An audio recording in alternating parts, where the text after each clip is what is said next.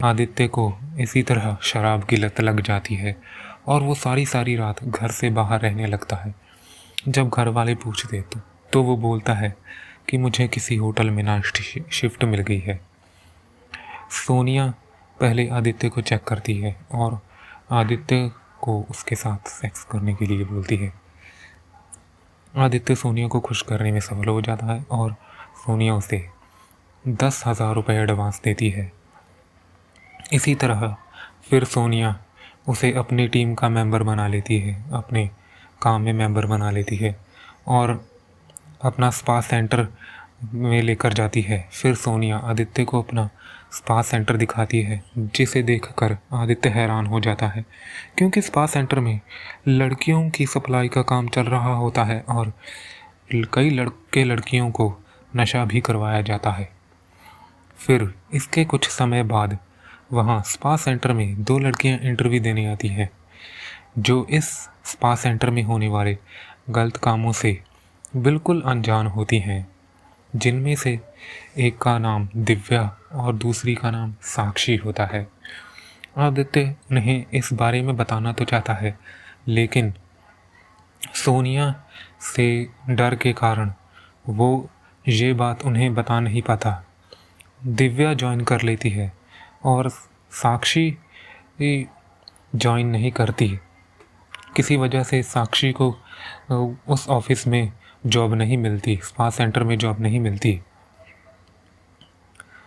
और साक्षी और आदित्य धीरे धीरे एक दूसरे के करीब आने लगते हैं और एक दूसरे को पसंद करने लगते हैं। साक्षी आदित्य की कई बातों से इम्प्रेस होती है और फिर आदित्य साक्षी को प्रपोज कर देता है और फिर साक्षी उसे हाँ बोल देती है। साक्षी आदित्य की बातों पर यकीन नहीं करती जब आदित्य उसे सोनिया के स्पा सेंटर के बारे में बताता है, जहां दिव्या काम कर रही होती है। पहले साक्षी आदित्य की बातों पर यकीन नहीं करती, क्योंकि आदित्य अपनी प्ले बॉय की छवि सोनिया और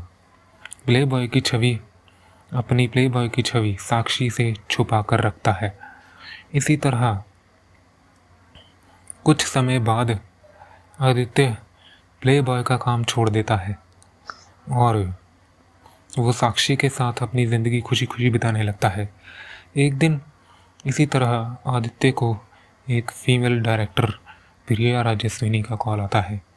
वो जानती है कि आदित्य प्ले बॉय का काम करता है और वो आदित्य को अपने घर पर बुलाती है और उससे मिलने के लिए कहती है।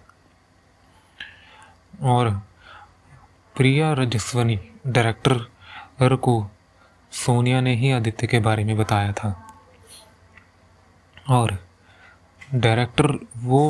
प्रिया राजस्विनी डायरेक्टर आदित्य से बहुत इम्प्रेस होती है, क्योंकि वो उसके साथ संभोग करके उसे खुश कर देता है।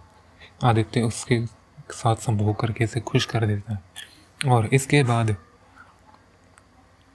आदित्य को वो अपनी फिल्म में पहला ब्रेक दे देती है और इस तरह पहली ही फिल्म सुपरहिट हो जाने पर आदित्य बहुत खुश होता है और वो ये खबर साक्षी को बताने के लिए अपनी गाड़ी में बैठता है और इसके बाद धीरे धीरे आदित्य को कई फिल्मों के ऑफ़र मिलने लगते हैं।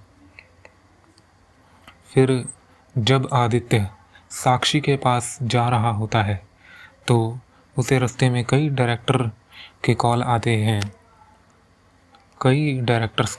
हैं जो उसके साथ काम करना चाहते हैं, उसे अपनी फिल्म में लेना चाहते हैं। आदित्य ये बात साक्षी के साथ साझा करना चाहता है, क्योंकि साक्षी कहीं और रह रही होती है और आदित्य कहीं और रह रहा होता है।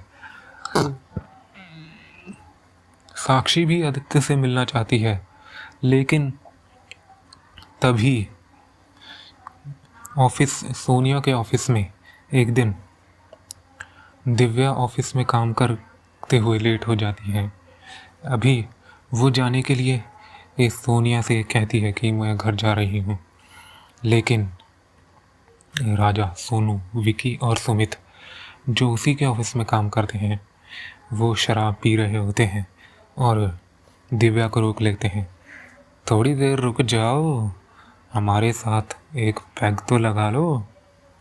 सोनिया उन्हें रोकती नहीं है, उन्हें ये सब करने से बिल्कुल नहीं रोकती और दिव्या मदद के लिए चिल्लाती रहती है और वो चारों लड़के राजा, सोनू, विकी और सुमित उसके साथ रेप कर देते हैं और उसे अपनी हवस का शिकार बना लेते हैं। और कुछ ही समय में ये खबर साक्षी को पता चल जाती है